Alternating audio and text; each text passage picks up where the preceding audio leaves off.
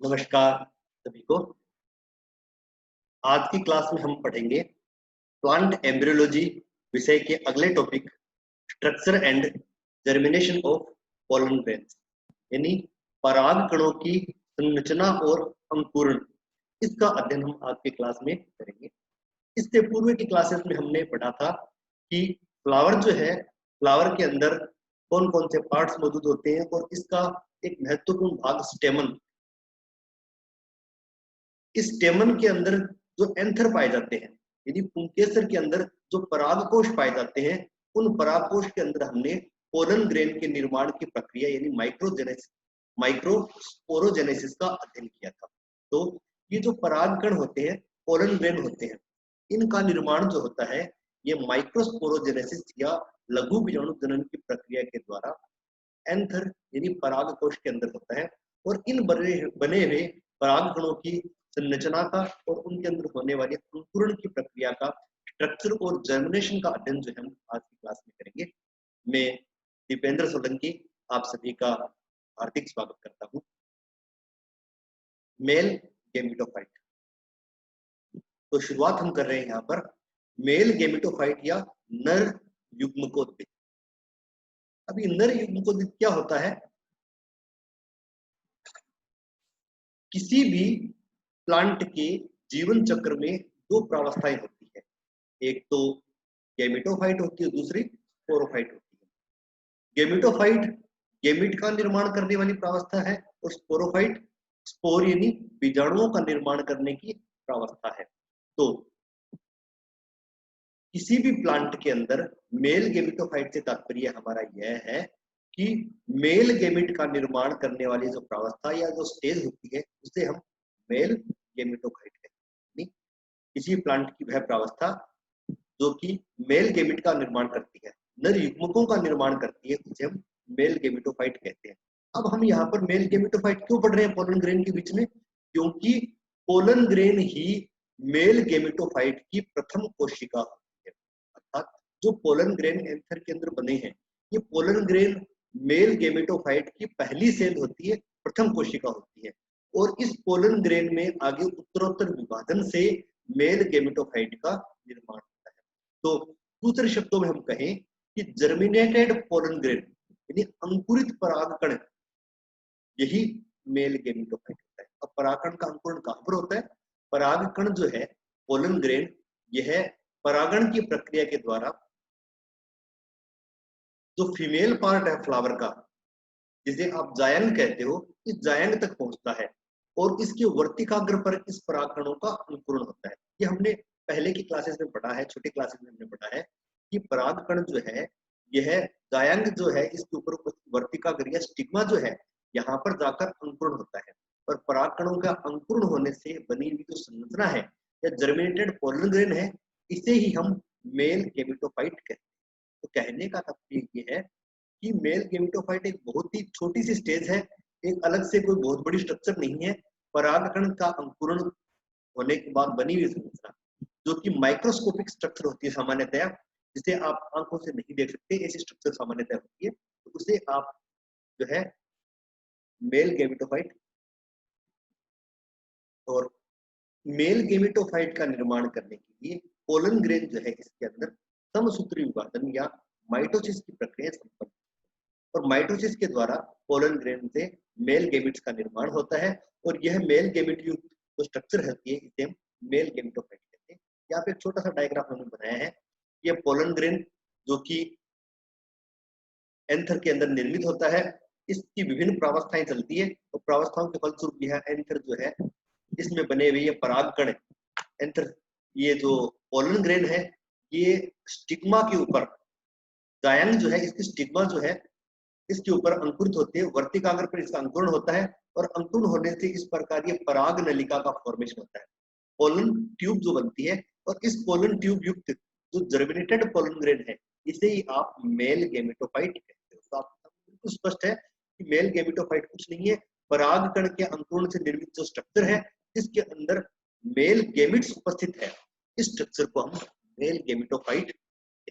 और इसमें बने हुए ये जो मेल गेमिट या नर युग्मक है, ये हैप्लॉइड नेचर के बनते हैं।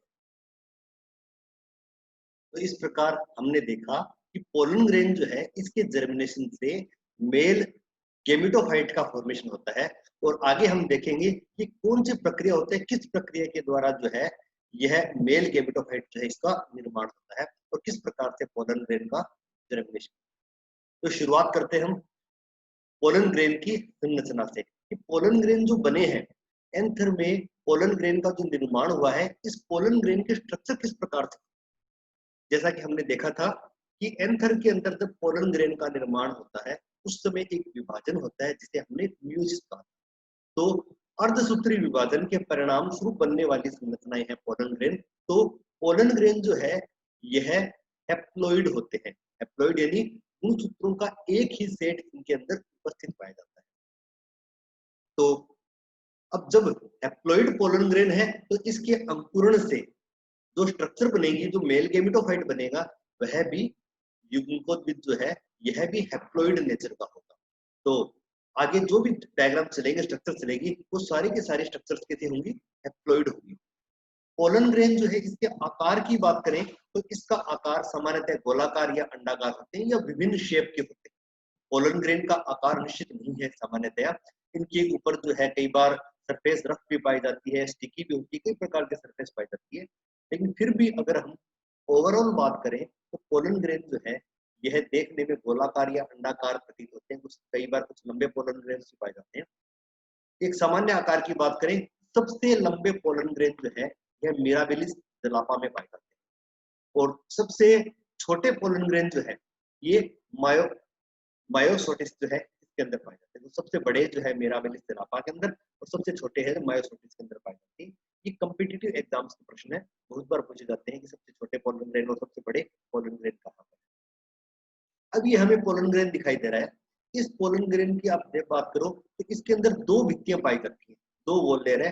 बाहरी परत जो है ये आप देखिए बाहर बाहर मोटी सी परत है तो ग्रीन कलर से हमें दिखाई दे रही है। इस मोटी परत को हम कहते हैं एक्जाइन कहते हैं।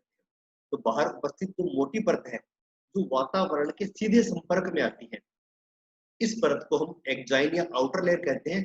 जबकि इसके अंदर उपस्थित जो ये पतली परत है जो हमें दिखाई दे रही है, इस पतली परत को हम कहते हैं इंटाइन, जो कि इनर लेयर होती है। तो इस पोलन ग्रेन के अंदर दो परतें हैं, एक्जाइन और इंटाइन। इसके अलावा आपको दो कोशिकाएं दिखाई दे रही है। एक तो कोशिका दिखाई दे रही है यहाँ पर, ये जनरेटिव सेल है, ये जनरेटिव सेल यहाँ पर पाई जाती है। और यह पूरी दूसरी कोशिका है जिसे आप वेजिटेटिव सेल कहते हो और यह इसका न्यूक्लियस है जिसे आप वेजिटेटिव न्यूक्लियस कहते हो। तो पोलन ग्रेन की संरचना में आपको एक बहुत ही अलग सी चीज देखने को मिलेगी। वास्तव में ये क्या है, ये पूरी की पूरी कोशिका जो है इसे आप वेजिटेटिव सेल बोलते हो, इसे आप कायिक कोशिका या वेजिटेटिव सेल बोलते हो, जिसका न्यूक्लियस यहाँ पर मौजूद है। लेकिन इस वेजिटेटिव सेल के अंदर इसका जो साइटोप्लाज्म है, इसके अंदर एक कोशिका और पाई जाती है जिसे आप जनरेटिव सेल कहते हैं। तो ये एक बहुत ही अलग प्रकार की यूनिक प्रकार की स्ट्रक्चर है जिसके अंदर एक कोशिका जो है इसके साइटोप्लाज्म के अंदर दूसरी कोशिका जिसे जनरेटिव सेल जो है ये मौजूद है। ये जनरेटिव सेल का स्वयं का न्यूक्लियस है। हालांकि ये पहले अलग अलग ही होती है, वेजिटेटिव सेल अलग होती है, जनरेटिव सेल अलग होती है, लेकिन विकास के क्रम के अंदर यह कोशिका जो है इस भित्ति से अलग होकर कोशिका द्रव्य में, इस वेजिटेटिव सेल के कैसे द्रव्य में आ जाती है। यह किस प्रकार से होता है इसे हम आगे की स्लाइड्स के अंदर देखेंगे। इसके अलावा आपको एक स्ट्रक्चर देखने को मिलती है जिसे जर्म पोर कहते हैं। जर्म पोर से तात्पर्य यह है कि जर्म पोर वह स्थान होती है जहां पर ये भित्ति की जो परतें होती हैं, जो एक्जाइन और इंटाइन ये परतें जो होती है ये अपेक्षाकृत रूप से कमजोर होती हैं और पतली होती है, उसे हम पोर कहते हैं। वास्तव में ये छिद्र नहीं होते हैं। जहां पर भित्ति की परतें मोटी न होकर भित्ति की परतें पतली होती है, वहां उस स्थान को हम जर्म पोर बोलते हैं। ये स्ट्रक्चर थी पोलन ग्रेन की जो आपने देखा। हमें किस प्रकार से बाहर से ये पोलन ग्रेन जो है ये दिखाई देते हैं, थोड़ा और डिटेल में देखते हैं। शुरुआत करते हैं एक्जाइन की। एक्जाइन जो कि पोलन ग्रेन की बाहरी परत होती है। एक्जाइन जो परत है, क्योंकि यह वातावरण के संपर्क में आने वाली पहली परत है, तो इसका प्रमुख उत्तरदायित्व होता है इस पोलन ग्रेन की सुरक्षा करना। इसीलिए यह परत काफी मोटी परत पाई जाती है और इसकी सतह जो खुरदरी होती है। कई बार इसकी सतह जो चिपचिपी भी होती है, स्टिकी सरफेस पाई जाती है, क्योंकि बहुत सारे इंसेक्ट जो है इनके माध्यम से भी परागण की प्रक्रिया संपन्न होती है। तो ये पोलन ग्रेन जो है यह एक स्थान से दूसरे स्थान पर गति करते हैं, मूवमेंट करते हैं, इसीलिए इनकी सतह कई बार रफ और स्टिकी भी होती है, इससे आसानी से दूसरे इंसेक्ट के साथ चिपक जाएं और एक स्थान से दूसरे स्थान पर उनके द्वारा पहुंच सके। एक स्थान से दूसरे स्थान से तात्पर्य है कि एक फ्लावर से दूसरे फ्लावर तक इनका जो परागण होता है कई बार तो इंसेक्ट के माध्यम से होता है, तो इनकी सतह जो है कई बार स्टिकी होती है। कई बार इनकी सतह के ऊपर जो है कुछ अपेंडेजेस भी पाए जाते हैं जो कि इसे चिपकने में सहायता भी प्रदान करते हैं। एक्जाइन की जो सरफेस होती है ये स्पोरोपोलेरिन की बनी एक पदार्थ होता है, जो बहुत ही मजबूत पदार्थ होता है। तो स्पोरोपोलेरिन की बनी एक्जाइन परत पाई जाती है। हमने पढ़ा था जब हमने माइक्रोस्पोरोजेनेसिस पढ़ा था, तब हमने देखा था कि यूबिस्काई जो होते हैं, इस यूबिस्काई के जो है यह इस स्पोरोपोलेरिन की परत के निर्माण में हेल्प करते हैं। तो एक्जाइन का निर्माण जो है इसमें हेल्प करने का काम जो है यह टेपिटम में उपस्थित यूबिस्काई के द्वारा किया जाता है। यूबिस बॉडीज जो पाई जाती है ये एक्जाइन के निर्माण में सहायता प्रदान करते हैं। और यह परत इतनी मजबूत होती है कि जब हमें पराग कणों के अवशेष मिलते हैं, पोलन ग्रेन के अवशेष जब हमें फोसिल से जीवाश्मों के रूप में मिलते हैं, तो इसमें सबसे महत्वपूर्ण रोल होता है स्पोरोपोलेरिन का। तो ये स्पोरोपोलेरिन की जो लेयर है ये जीवाश्मों के अंदर जो है सामान्य रूप से देखी जा सकती है। तो जीवाश्मों के अंदर स्पोरोपोलेरिन की लेयर जो है ये प्रिजर्व रहती है। दूसरी जो परत होती है जो अंदर उपस्थित परत है इसे हम इनर लेयर कहते हैं, इसे हम इंटाइन भी कहते हैं। ये परत काफी पतली परत होती है और इस परत का निर्माण पेक्टिन और सेलुलोज के फिलामेंट्स के द्वारा होता है। पेक्टिन पदार्थ और सेलुलोज जो है इसके फिलामेंट्स या फाइबर्स जो है ये पैरेलल अरेंज होते हैं, एक दूसरे के समानांतर स्थित होते हैं और एक दूसरे के समानांतर स्थित होकर ये इंटाइन का निर्माण करते हैं। और इनकी उपस्थिति की वजह से यह परत जो है लचीली परत होती है, तो जो कि एक्जाइन के अंदर की तरफ स्थित होती है। तीसरी स्ट्रक्चर की बात करते हैं जिसे जर्म पोर की बात करते हैं। तो जर्म पोर या इसे हम जर्म अपर्चर भी कहते हैं, इसे जनन छिद्र भी हम कहते हैं। तो इसके बारे में हमने पहले ही बात की थी कि भित्ति पर पाए जाने वाले वे स्थान जहां पर एक्जाइन और इंटाइन परतें जो है अपेक्षाकृत रूप से पतली होती हैं, उन स्थानों को हम छिद्र कहते हैं। क्योंकि इस पोलन ग्रेन के जर्मिनेशन से, पोलन ग्रेन का जब अंकुरण होता है, इस अंकुरण से जो जर्म ट्यूब बाहर निकलती है, पोलन ट्यूब बाहर निकलती है, पराग नलिका जो है जिसे हम कह रहे हो, जर्म ट्यूब, पोलन ट्यूब या पराग नलिका एक ही चीज के नाम है। तो पराग नलिका बाहर निकलती है, तो यह पराग नलिका इन जर्म पोर के थ्रू बाहर निकलती है। इसीलिए ये पोर होना पोलन ग्रेन के लिए बहुत ही अच्छा अडेप्टेशन है, अनुकूलन है, क्योंकि यह पराग कण के अंकुरण में सहायता प्रदान करते हैं। और सामान्यतया अधिकांश प्लांट्स में एक पोलन ग्रेन के ऊपर 3 जर्म पोर पाए जाते हैं। सामान्यतया ये सामान्य कंडीशन है, हालांकि इसके अलावा बहुत सी वैरायटीज पाई जाती है, अभी हम इसकी चर्चा करेंगे। तो इस प्रकार की जो कंडीशन है जहां पर 3 जर्म पोर पाए जाते हैं, इसे ट्राई कॉर्पोरेट कंडीशन कहा जाता है। ट्राई मतलब 3, कॉर्पोरेट यहाँ पर अपर्चर के लिए काम में किया हमने। तो 3 जर्म पोर की उपस्थिति से ट्राई कॉर्पोरेट कंडीशन कहा जाता है। लेकिन कई बार मालवेसी फैमिली की जो प्लांट्स है इनके अंदर इन जर्म पोर की संख्या 10 से लेकर 14 तक हो सकती है, काफी जर्म पोर उपस्थित हो सकते हैं। तो ऐसी कंडीशन जो है मल्टी कॉर्पोरेट कंडीशन कहते हैं। ये जो जर्म पोर होते हैं, इन जर्म पोर में कुछ एंजाइम्स उपस्थित होते हैं और ये एंजाइम जो है इस पोलन ग्रेन के जर्मिनेशन में सहायता भी प्रदान करते हैं। तो ये जर्म पोर जो है 2 काम कर रहे हैं। पहला काम कि जर्म पोर जो है वो पराग नलिका के बाहर निकलने के लिए जगह उपलब्ध कराते हैं तथा इस पोलन ग्रेन के अंकुरण में सहायता भी प्रदान करते हैं। तो जर्म पोर जो है बहुत ही महत्वपूर्ण अंग या अपर्चर पोलन के सरफेस पर पाए जाते हैं। अब ये जो जर्म पोर है, जर्म पोर से जुड़ा हुआ एक सिस्टम जिसे कहते हैं, जिसे हम एनपीसी सिस्टम कहते हैं। एनपीसी सिस्टम से हमारा तात्पर्य ये है कि जो अपार्चर या पोर जो है इनकी नंबर, एन से मतलब होता है इनकी नंबर, कि पोलन ग्रेन की संख्या कितनी है, इनकी पोजीशन, पोलन ग्रेन के ऊपर ये किस स्थान पर, किस स्थिति में, किस पोजीशन पर उपस्थित है। और तीसरा सी यानी कैरेक्टर, यानी इन पोलन गर्म कोर के क्या लक्षण है, क्या कैरेक्टर्स मौजूद है। इस आधार पर इसे हम एनपीसी सिस्टम कहते हैं।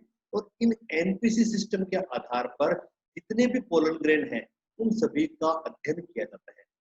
तो यहाँ पर मैं आपको एक बात स्पष्ट करना चाहूंगा कि प्रत्येक प्रजाति के पादप जो है, उन प्रजाति के पादपों के पोलन ग्रेन विशिष्ट प्रकार के होते हैं, जो कि उस प्रजाति के पादपों का एक विशिष्ट लक्षण या कैरेक्टरिस्टिक फीचर होता है, उसका लाक्षणिक गुण होता है।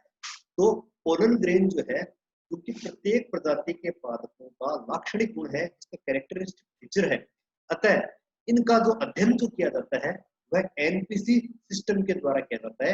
यानी हम यहाँ पर पोलन ग्रेन्स के ऊपर इनके नंबर, पोजीशन और कैरेक्टर्स का अध्ययन करते हैं।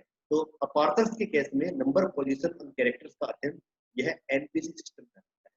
हालांकि आजकल हम अपार्चर्स को ट्रीम्स नाम से जानते हैं, तो यहाँ पर एनपीसी सिस्टम में अपार्चर शब्द के लिए ट्रीम्स शब्द का प्रयोग किया गया है। ट्रीम यानी एक अपार्चर, ट्रीम्स यानी बहुत सारे अपार्चर। और जब ये ट्रीम्स अब्सेंट है, प्रेजेंट नहीं है, उस कंडीशन में उसे हम ए ट्रीम कहते हैं। ये ऐसे पोलन ग्रेन जहाँ पर अपार्चर प्रेजेंट नहीं है, ये ट्रीम्स उपस्थित नहीं है, उसे हम ए ट्रीम पोलन ग्रेन कहते हैं।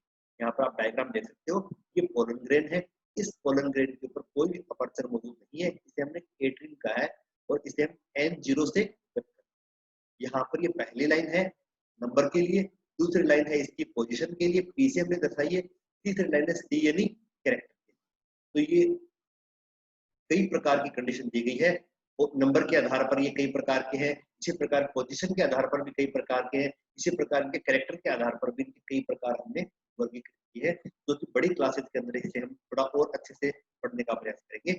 तो ये एक सिस्टम है जिसके आधार पर पोलन ग्रेन जो है इनका वर्गीकरण किया जा सकता है और प्रत्येक प्रजाति के लिए विशिष्ट पोलन ग्रेन की पहचान जो है इसके द्वारा किया जाना संभव होता है। इसके पश्चात अब हम शुरू करते हैं कि इस पोलन ग्रेन का जर्मिनेशन किस प्रकार होता है। तो मेल गेमेटोफाइट जो है इसके स्ट्रक्चर का अध्ययन 3 स्टेप में कर रहे हैं। पहला स्टेप हमने पढ़ा पोलन ग्रेन की संरचना, दूसरा स्टेप हम शुरू कर रहे हैं इसे कहते हैं जर्मिनेशन ऑफ पोलन ग्रेन या परागकण का अंकुरण। ये परागकण का अंकुरण जो किस प्रकार से संपन्न होता है। और यहाँ पर एक बात ध्यान रखने योग्य है कि सामान्यतया पोलन ग्रेन का जो अंकुरण है उस अंकुरण से पूर्व ही इसके अंदर पहला विभाजन हो जाता है और सामान्यतया विभाजन एंथर के अंदर ही हो जाता है। यानी परागकण का जब अंकुरण होता है उससे पूर्व ही इसके अंदर पहला विभाजन हो चुका होता है और ये फर्स्ट डिवीजन जो है यह सामान्यतः इस एंथर के अंदर ही हो जाता है। यानी परागकण जब एंथर के अंदर मौजूद है, परागकणों का जब तक प्रकीर्णन नहीं हुआ है उसी स्थिति में उनके अंदर पहला विभाजन हो जाता है। और इस पहले विभाजन से पूर्व परागकण जो है इसके अंदर एक वैक्यूल का फॉर्मेशन होता है, वैक्यूल का निर्माण होता है और परागकण के अंदर जब वैक्यूल बनती है, रिक्तिका बनती है, तो इससे इसका जो केंद्रक जो होता है पोलन ग्रेन का, यह थोड़ा सा भित्ति की तरफ जो है ये शिफ्ट हो जाता है। तो यहाँ पर दो चीजें इंपॉर्टेंट है। पहली चीज कि परागकण के अंदर पहला विभाजन जो है यह एंथर के अंदर ही संपन्न होता है और विभाजन से पूर्व कुछ परागकण ऐसे भी होते हैं जिनके अंदर वैक्यूल बनती है और वैक्यूल बनने से इनका जो न्यूक्लियस होता है ये थोड़ा सा भित्ति की तरफ इसका मूवमेंट हो जाता है, भित्ति की तरफ ये शिफ्ट हो जाता है। और इन परागकणों में जो पहला विभाजन हो रहा है यह माइटोसिस प्रकार का होता है। हालांकि आगे वाले भी माइटोसिस प्रकार के होते हैं, तो परागकण के अंदर होने वाला विभाजन यह माइटोसिस प्रकार का होता है। और माइटोसिस प्रकार के विभाजन से दो कोशिकाएं बनती है, लेकिन ये दोनों कोशिकाएं समान आकार की न होकर अनइक्वल आकार की होती है, असमान आकार की होती है। यहाँ पर आप देख सकते हो ये परागकण यहाँ पर मौजूद है पोलन ग्रेन। इस परागकण के अंदर यह पहला विभाजन हुआ है। पहला विभाजन होने से दो कोशिकाएं बनती है, एक बड़ी कोशिका बनती है, दूसरी छोटी कोशिका बनती है। बड़ी कोशिका को हम वेजिटेटिव सेल या काइक सेल कहते हैं, कई बार इसे हम ट्यूब सेल भी कहते हैं। वेजिटेटिव सेल या ट्यूब सेल दोनों इसी ही कोशिका के नाम है। काई कोशिका जो कि बड़ी कोशिका होती है, ये इसका केंद्रक मौजूद है। दूसरी कोशिका बनती है छोटी कोशिका, जिसे हम जनरेटिव सेल कहते हैं। तो वास्तव में युग्मकों का निर्माण करने वाली कोशिका जो महत्वपूर्ण कोशिका है वह जनरेटिव सेल होती है, और वेजिटेटिव कोशिका अब इसमें सहायक की भूमिका निभाती है। तो सामान्यतया परागकण जो है, इनका जब प्रकीर्णन होता है, एंथर के फटने से परागकण जो मुक्त होते हैं वह इसी अवस्था के अंदर मुक्त होते हैं। तो परागकण वास्तव में जब परागकण का प्रकीर्णन होता है तो जब उसके अंदर दो कोशिकाएं मौजूद होती है, द्विकोशिकीय अवस्था के अंदर परागकणों का प्रकीर्णन होता है। तो आप यहाँ पर देख सकते हो कि सेल जो है डिवाइड होकर दो कोशिकाएं बनाती है, वेजिटेटिव सेल्स और जनरेटिव सेल बनाती है। आगे वापस हम इसी डायग्राम पर वापस आएंगे। हम शुरुआत करते हैं दोनों कोशिकाओं के ऊपर। जनरेटिव सेल जो कि छोटी कोशिका आकार में छोटी है, उसका जीवद्रव्य बहुत ही सघन जीवद्रव्य पाया जाता है, क्योंकि इसके अंदर राइबोसोम, माइटोकॉन्ड्रिया, डिप्लोसोम, ईआर आदि ये अत्यधिक मात्रा में पाए जाते हैं, और इनकी संख्या अधिक होने की वजह से इनका जीवद्रव्य काफी सघन होता है। और इसमें क्रोमेटिन पदार्थ जो है ये वेजिटेटिव सेल की तुलना में अधिक पाया जाता है। जैसा कि मैंने पहले बात की थी, मेल गैमेट का निर्माण करने वाली कोशिका जनरेटिव सेल होती है, इसलिए इसके अंदर क्रोमेटिन की मात्रा जो है वेजिटेटिव सेल की तुलना में अधिक पाई जाती है। और तीसरा महत्वपूर्ण लक्षण कि यह कोशिका कुछ समय बाद परागकण की भित्ति से अलग हो जाती है, और परागकण की भित्ति से अलग होकर वेजिटेटिव सेल का जो जीवद्रव्य है इसके अंदर जो है ये स्थित होती है, इसके अंदर जो सस्पेंडेड होती है। तो यहाँ पर देखने में ऐसा प्रतीत होता है कि ये जनरेटिव सेल जो है ये वेजिटेटिव सेल के प्रोटोप्लाज्म के अंदर तैरती हुई आपको प्रतीत होती है, उसके अंदर पाई जाने वाली कोशिका। ऐसा प्रतीत होता है वेजिटेटिव सेल के अंदर जनरेटिव सेल है, हालांकि जब बनती है तो दोनों अलग अलग होती है, लेकिन कुछ समय बाद यह इसके अंदर आ जाती है। यहाँ पर डायग्राम देखिएगा, यह कोशिका है जिसके अंदर वेजिटेटिव सेल है, इसमें जनरेटिव सेल मौजूद है। कुछ समय बाद यह जनरेटिव सेल भित्ति से अलग होती है, और भित्ति से अलग होकर इस वेजिटेटिव सेल के प्रोटोप्लाज्म में आ जाती है। तो यह कंडीशन आपको दिखाई देती है, जिसमें वेजिटेटिव सेल के अंदर यह जनरेटिव सेल जो सस्पेंडेड दिखाई देती है, तैरती हुई में दिखाई देती है। पुनः हम यहीं पर आते हैं, जो वेजिटेटिव सेल होती है ये बड़ी कोशिका होती है, इसका केंद्रक भी बड़ा होता है, और कई बार इसमें केंद्रक का विभाजन पुनः हो जाता है। केंद्र का पुनः विभाजन होने से एक से अधिक केंद्रक, एक अथवा दो केंद्रक भी उपस्थित हो सकते हैं। यह संचयी प्रकार की होती है, स्टार्च और फैट आदि विभिन्न पदार्थों का इसमें संचय पाया जाता है, जो कि जनरेटिव सेल को पोषण प्रदान करने का काम करता है। इसका जो संचित भोजन है यह इस जनरेटिव सेल को पोषण प्रदान करने का काम करता है। हालांकि वेजिटेटिव सेल जो है इसके बाद में आगे डिवाइड नहीं होती है, और इसका काम होता है पोलन ट्यूब का फॉर्मेशन। तो पोलन ट्यूब का फॉर्मेशन करने में सहायक कोशिका जो होती है यह वेजिटेटिव सेल। इसका अंतिम स्टेप जिसे हम कहते हैं formation of male gamete. Male gametophyte के स्ट्रक्चर का अंतिम स्टेप हम पढ़ने जा रहे हैं कि मेल गैमेट जो है इसका निर्माण इस प्रकार होता है, और इसका निर्माण जनरेटिव सेल के अंदर होने वाले सेकेंड मियोसिस माइटोसिस के द्वारा होता है। पहले माइटोसिस से वेजिटेटिव और जनरेटिव सेल बनी थी, दूसरा माइटोसिस जो होता है यह जनरेटिव सेल में होता है, वेजिटेटिव सेल में नहीं होता है। जनरेटिव सेल में माइटोसिस होने से मेल गैमेट्स बनते हैं, और सामान्यतः यह माइटोसिस जो होता है यह परागण की प्रक्रिया के बाद होता है। परागकण जो है यह परागण की प्रक्रिया के द्वारा जो जायंग के स्टिग्मा पर पहुंच जाते हैं। तो फीमेल पार्ट जो आपने पढ़ा था गाइनोसियम, गाइनोसियम का जो स्टिग्मा होता है वर्तिकाग्र होता है, इसके ऊपर परागकण पहुंच जाते हैं, और परागकण पहुंचकर इसका जो परागकणों का अंकुरण होता है, अंकुरण होने से जो पराग नलिका बनती है, उसके पश्चात इस जनरेटिव सेल के अंदर माइटोसिस की प्रक्रिया संपन्न होती है, और इसके विभाजन से दो मेल गैमेट का फॉर्मेशन होता है। यहाँ पर हम डायग्राम पूरा देख रहे हैं। ये सामान्य पोलन ग्रेन था, इस पोलन ग्रेन में फर्स्ट माइटोसिस के उपरांत ये जो है जनरेटिव सेल बनती है, और ये वेजिटेटिव सेल बनती है। ये जनरेटिव सेल है, ये वेजिटेटिव सेल। कुछ समय के बाद यह जनरेटिव सेल भित्ति से अलग होकर इस ट्यूब सेल के अंदर या वेजिटेटिव सेल के अंदर आ जाती है। ट्यूब सेल हम वेजिटेटिव सेल को कहते हैं। अब क्या होता है इस परागकण का अंकुरण होता है। और परागकण का अंकुरण होने से यहाँ पर इस प्रकार से पराग नलिका या पोलन ट्यूब का फॉर्मेशन होता है। तो पोलन ट्यूब का फॉर्मेशन होने के उपरांत यह जनरेटिव सेल जो है, इस जनरेटिव सेल के अंदर विभाजन होता है और इस विभाजन होने से दो गैमेट्स का फॉर्मेशन होता है और दो मेल गैमेट जो है यहाँ पर बनते हैं। तो इस प्रकार इस जनरेटिव सेल के अंदर माइटोसिस के उपरांत दो मेल गैमेट का निर्माण होता है। तो यहाँ पर आपने देखा कि दूसरा माइटोसिस होता है, यह जनरेटिव सेल में होता है, इससे दो छोटी छोटी कोशिकाएं बनती है जिन्हें हम मेल गैमेट्स। लेकिन कुछ प्लांट्स ऐसे भी होते हैं जैसे कि एलियम है, बीटा वल्गेरिस है, हॉर्डियम वल्गेर है। ये कुछ प्लांट ऐसे हैं जहां पर यह मेल गैमेट का निर्माण भी इस पोलन ग्रेन के जर्मिनेशन से पूर्व ही होता है। हालांकि सामान्य कंडीशन में इनका निर्माण जर्मिनेशन उपरांत ही होता है, लेकिन कुछ प्लांट्स में ऐसी कंडीशन भी पाई जा सकती है। तो इस प्रकार ये जो मेल गैमेट बने हैं, ये ओवल या राउंड शेप में होते हैं। सामान्यतया अंडाकार होते हैं या गोलाकार आकार इनका पाया जाता है।